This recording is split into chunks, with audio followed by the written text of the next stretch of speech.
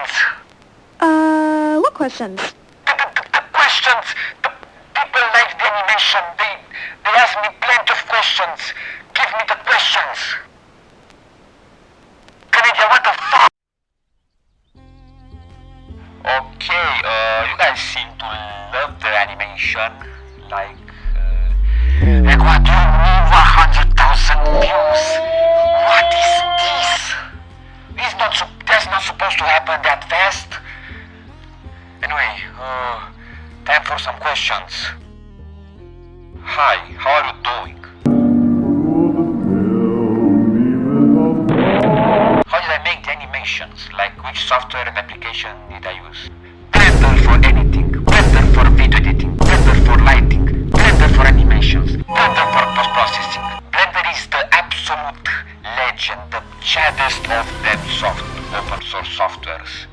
Are the models custom made or from the internet?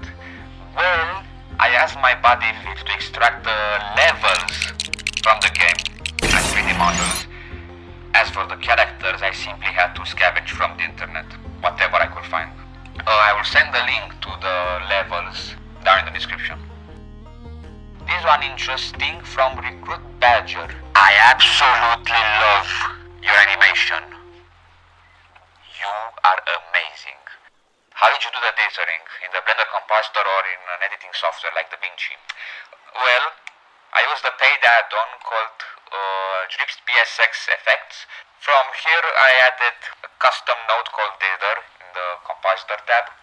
This one did all the dithering, posterization and anything you could imagine to make it more pixelated. As you will see later in the video, the compositor tab did all the heavy work to make the animation look cinematic and shit. How long it took me to make the animation?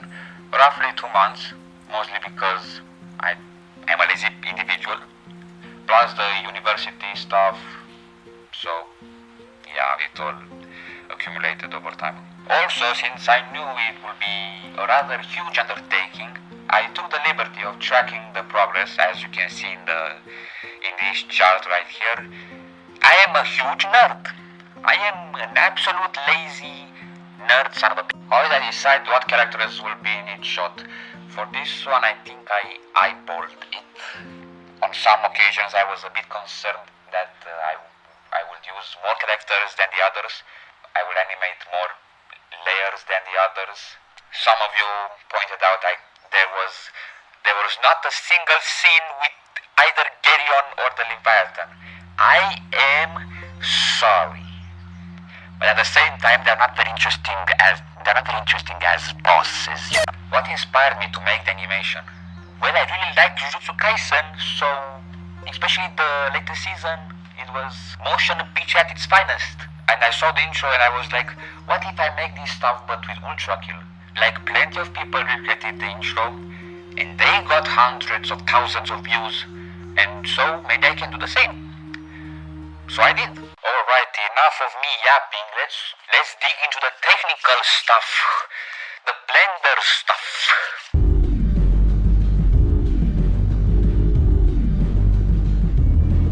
How did you do the parts to match the OST cover arts? Was it textures, shaders or something else? Basically in the shading editor I just set the world color to be just a base color. Also, this is the node setup to, for example, suppose you have a background but its color also like the light of the background is also that same color, but you want only the background itself to be, for example, orange. You don't want orange lighting on your model. So basically what you're doing is mixing two backgrounds. This one has white lighting, so basically not the background won't affect the lighting, the world lighting. And this one is just the base color. And this is the light path. I don't know why it works, but it works. It just does its thing. So yeah, I just set the background to a simple color, and then the model, the Gabriel model, just applied the simple color ramp on the after the texture. I had to color some parts to make it work, but hopefully you got the point. Let me show you real quick another scene that I think you guys will find interesting. Oh, this one with the ship.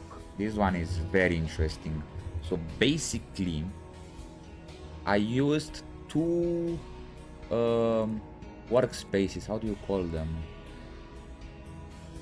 Active workspace view layers.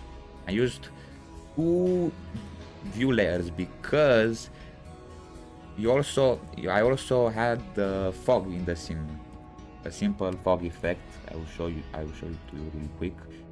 Mist pass, you just set it whatever you like. Enable the why did I have those? I don't know. You have to turn on the mist pass, and in the compositor you just add an alpha over and the simple color ramp. Nothing too fancy, but the rain is also affected by the mist pass, so you couldn't see it. So if I don't use a second view layer for the rain, it will just be hidden by the mist, so I had to use a different one. And you just mix this one is the rain layer, and you simply mix it. It was mostly trial and error to make it work, like this one on the mist. I'm not sure, this is more or less somewhat magic to me. But I forgot how it works, because I did not touch it in like a month or so. But basically, you just apply a different. You apply two view layers, one for the background and all you need, and a second layer for everything that gets hidden. An interesting scene that I used. You guys need to learn to cheat in Blender, because first of all, this scene was only 7 frames long, so I knew I shouldn't be too fancy about it, so I slapped a PNG. This is a simple PNG with an emission, and yeah, the compositing, this glare did all the work. Oh, this one is interesting, the angel light beams. Here I admit I had to use the lens distortion on radial to make it look like a fisheye, because on EV the camera does not support fisheye. It's only in cycles, and I hate cycles. I dislike cycles. I don't want to touch cycles ever again. But in cycles you have a fisheye option for the camera, but I had to somewhat use lens distortion, but at the sake of the crispiness. I mean, not that bad, like the crispiness isn't all that lost, and I just applied it after the raw image instead of after the pixelization and dithering. It's not all that bad, I guess. That this one, like, just look at this. Before, it's ugly, we don't like it, and after, absolute cinema, motion picture at its finest. Okay, so another interesting scene, like, just to prove to you how powerful the compositing tab really is the rocket ride, the scene where V1 rides a rocket in the 80-1 level.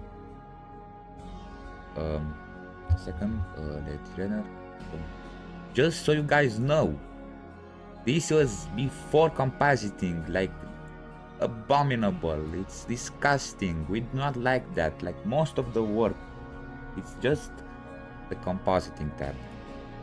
Like this is I can just physically show all the sections, like what does everything do. This one does. This one is just the mist group. Frame. Like this is the mist.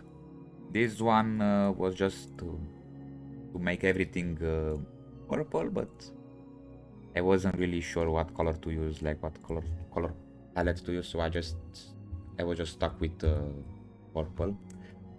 This is the vignette. Wait a minute. Vignette.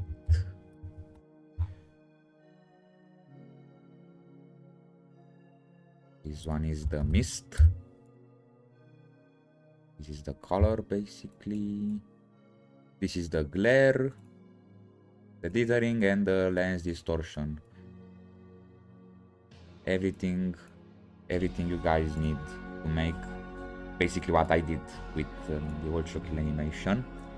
Like there are so many things, like so many tricks you can do in Blender. Like you just need to have fun with it and then to have room to experiment and just be creative with it. This one is from the Polyfjord, one of Polyfjord's tutorials on how to make like how do you call when the water does the when the water does funny shit in the pool. The caustics one, the fake caustics. Yeah, that's what it's called, fake caustics. Just apply these nodes.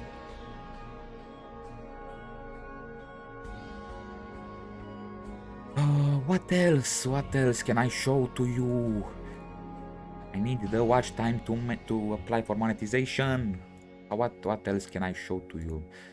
All the limbo scenes. I just like, how did I make the? You can slap any texture on the walls to make them look like a fake screen. Basically this is the actual texture of the sky, the fire sky and whatever. This is the screen lines texture from the ULTRAKILL model, extracted one, and you mix them and you mix the color. I just played with it to get the effect that I wanted. Like, you just need to get experimental with it. Also, the Sisyphean Insurrectionist. I actually don't know how to make the fog only cover the horizon. If you guys know, let me know in the comments. Like, my idea was to make the mists only cover the horizon, so it's not like a very hard line between the sky and the land. But apparently it doesn't work like that, so I had to just have the mist cover everything else. The final scene when the coin falls. Here I told you I used the Kuwahara filter in here. Again, here I had to use actually I had to use 3 view layers. One for the city cube kind of thingy, one for the coin, and one for basically the background.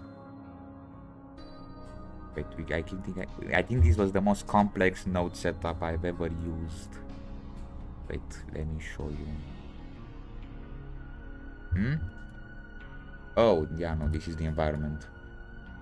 Yeah, this is the background. A simple background. Here is the tube. Look how ugly it is without the compositor. This is ugly. You guys do not want to use do not use the compositing. Compositing is your best friend. I would marry